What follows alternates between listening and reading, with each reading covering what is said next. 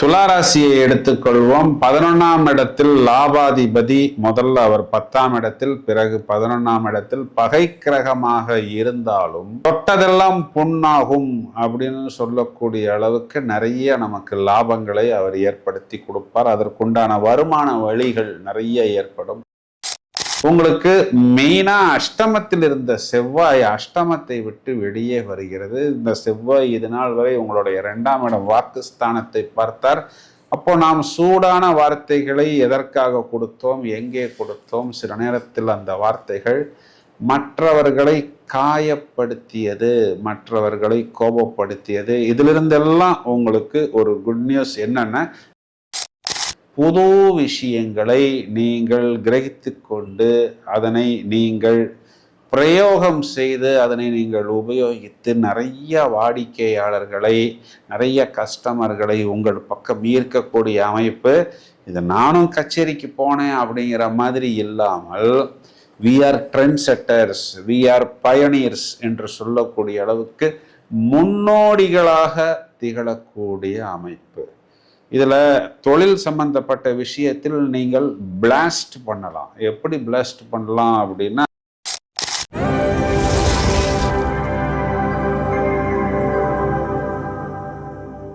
எல்லோரும் வெற்றி பெற வேண்டும். அமர்க்களமான ஆகஸ்ட் மாதம் என்ன சொல்கிறது? முதலில் பலன்களை பார்ப்போம், பிறகு கிரக நிலைகளை எடுத்துக்கொள்வோம். துளாராசியை எடுத்துக்கொள்வோம். 11ஆம் இடத்தில் லாபாதிபதி. முதல்ல அவர் 10ஆம் இடத்தில், பிறகு 11ஆம் இடத்தில் பகை கிரகமாக இருந்தாலும் தொட்டதெல்லாம் புண்ணாகும் அப்படின்னு சொல்லக்கூடிய அளவுக்கு நிறைய நமக்கு லாபங்களை அவர் ஏற்படுத்தி கொடுப்பார். அதற்குண்டான வருமான வழிகள் நிறைய ஏற்படும். நண்பர்கள், கூட வேலை செய்யக்கூடிய நபர்களுடைய ஆதரவு, பெரியவர்களுடைய ஆதரவு, இதெல்லாம் தொடர்ச்சியாக ஆகஸ்ட் மாதத்தில் உண்டு. உங்களுடைய ஆசைகள் கண்டிப்பாக நிறைவேறும். இதுதான் நினைத்த காரியத்தில் வெற்றி, நீண்ட நாள் லட்சியங்கள். சார், ஆசை 100 வகை அப்படின்னு நீங்கள் எதையெல்லாம் நினைக்கிறீர்களோ அவை அனைத்தும் உங்களுக்கு சித்தியாகும். இந்த மாதத்தின் முடிவுக்குள் ஒரு குட் நியூஸ் உங்களை தேடி வரும். இதுதான் இந்த ஆகஸ்ட் மாதம் துளாராசிக்கு கொடுக்கக்கூடிய அமைப்பு. உங்களுக்கு மெயினா அஷ்டமத்தில் இருந்த செவ்வாய் அஷ்டமத்தை விட்டு வெளியே வருகிறது. இந்த செவ்வாய் இது நாள் வரை உங்களுடைய 2ஆம் இடம் வாக்குஸ்தானத்தை பார்த்தார்.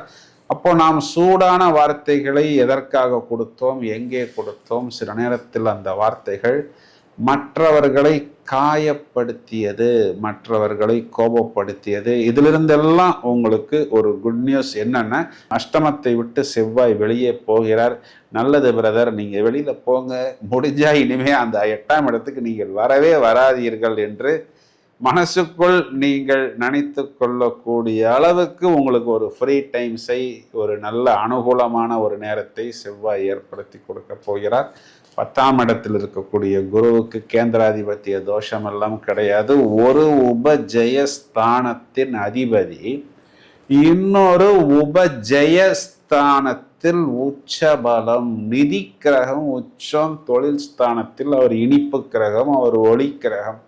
இதனுடைய அர்த்தம் என்னன்னா, உங்களுடைய தொழில் மளமளமளவென்று ஒரு நல்ல உச்சத்தை நோக்கி பயணிக்கும். முதல் 17 நாள் இது சிவராஜ யோகமாக வருகிறது. பிறகு உங்களுக்கு லாபாதிபதி லாபத்தில் ஆட்சி பலம். அப்போ பித்துர் வர்க்கம், பூர்வீகம், அரசாங்கம், தொழில், நினைத்த காரியத்தில் வெற்றி. 10ஆம் இடத்துல புதன், தொழில் ஸ்தானத்துல புத்திசாலித்தனம். பிறகு புதன் 11 லாபத்தில், பாக்யாதிபதி லாபத்தில்.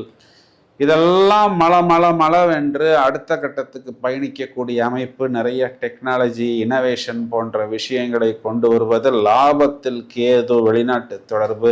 இது எல்லாமே நீங்க எந்த தொழில் துறையில் இருக்கிறீர்களோ அது சம்பந்தப்பட்ட புது டெக்னாலஜி, புது விஷயங்களை நீங்கள் கிரகித்து கொண்டு அதனை நீங்கள் பிரயோகம் செய்து அதனை நீங்கள் உபயோகித்து நிறைய வாடிக்கையாளர்களை, நிறைய கஸ்டமர்களை உங்கள் பக்கம் ஈர்க்கக்கூடிய அமைப்பு. இது நானும் கச்சேரிக்கு போனேன் அப்படிங்கிற மாதிரி இல்லாமல் we are trend setters, we are pioneers என்று சொல்லக்கூடிய அளவுக்கு முன்னோடிகளாக திகழக்கூடிய அமைப்பு.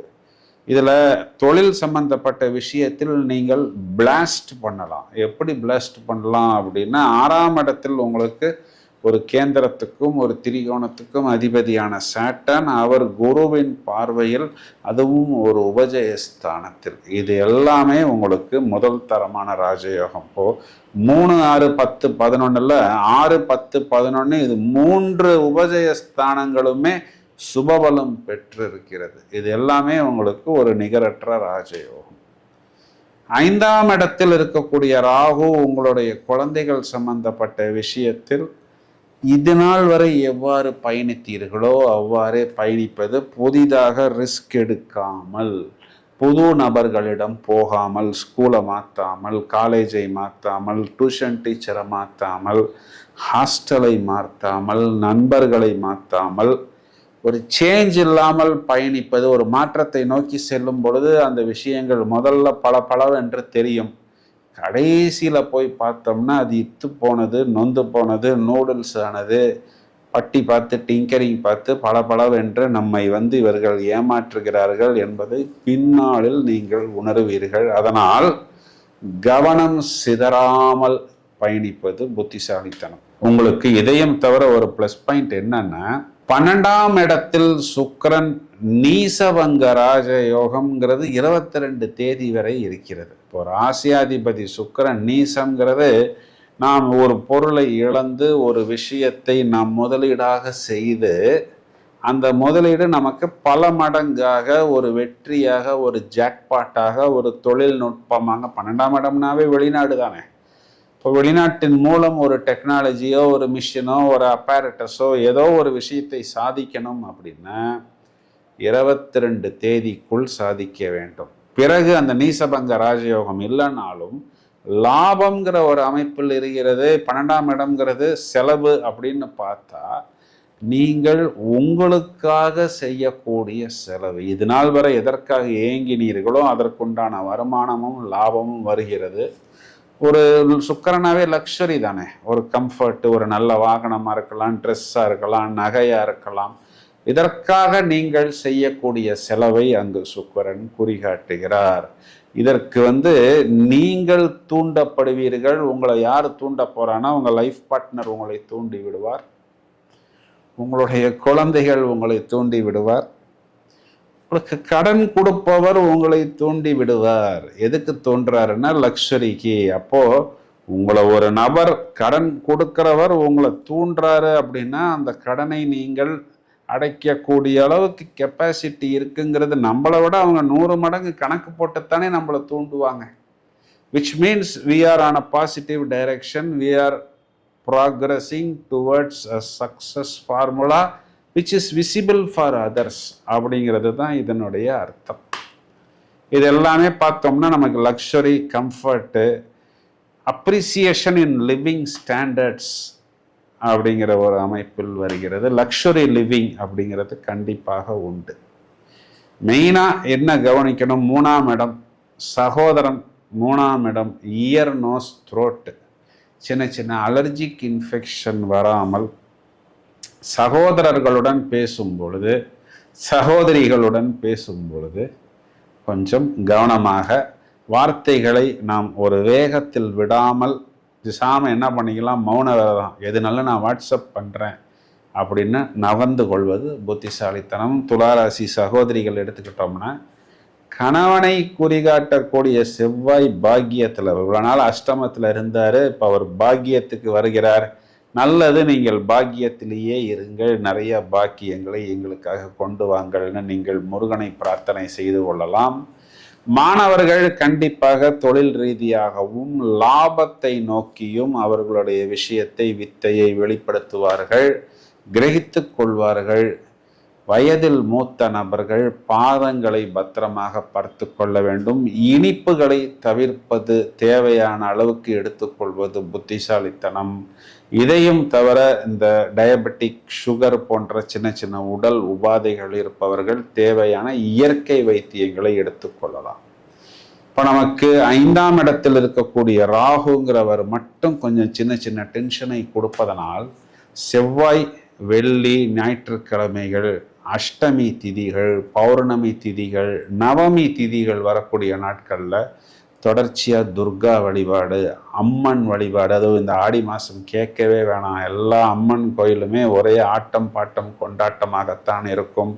இந்த பரிகாரத்தை நீங்கள் செய்து வரும் பொழுது உங்களுடைய பூர்வீகம் சம்பந்தப்பட்ட விஷயங்களும் உங்களுக்கு கண்டிப்பாக அனுகூலமாக வரும். நாம் இவ்வளவு நேரம் பார்த்த இந்த பலன்களுக்கு உண்டான கிரக நிலைகளை எடுத்துக்கொண்டால், ஆகஸ்ட் மாதம் 3ஆம் தேதி செவ்வாய் என்ற கிரகம் மிதுன ராசி மண்டலத்தில் சஞ்சாரம் செய்து அவர் எங்கு உச்சமடைகிறாரோ மகர ராசி மண்டலத்தை விசேஷ பார்வையாக பார்க்க இருக்கிறார். இந்த மாதம் முழுவதுமே சாட்டர்ன் சனீஸ்வர கிரகம் வக்கர நிலையில் உக்கிரமாக சுக்கிரனை பார்த்து கொண்டிருக்கிறார். சுக்கிரன் இந்த மாதம் முழுவதுமே நீசம்.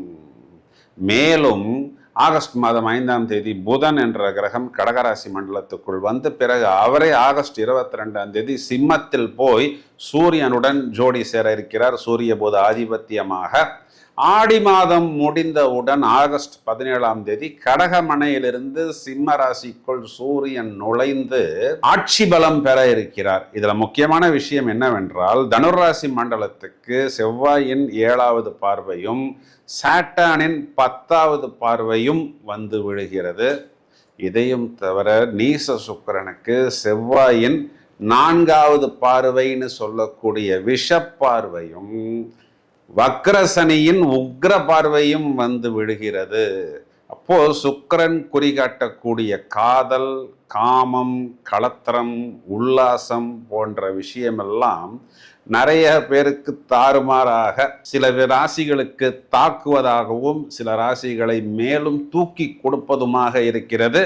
இதை பற்றி விவரமாக வழக்கம் போல் பட்டையை கலப்பும் விதத்தில் 12 பதிவுகள் தயாராகி கொண்டிருக்கிறது. எனவே தொடர்ந்து இணைப்பில் இருங்கள். இந்த பதிவை உங்களது நண்பர்களுக்கு ஷேர் செய்யுங்கள். வாழ்த்துக்கள். Thank you friends.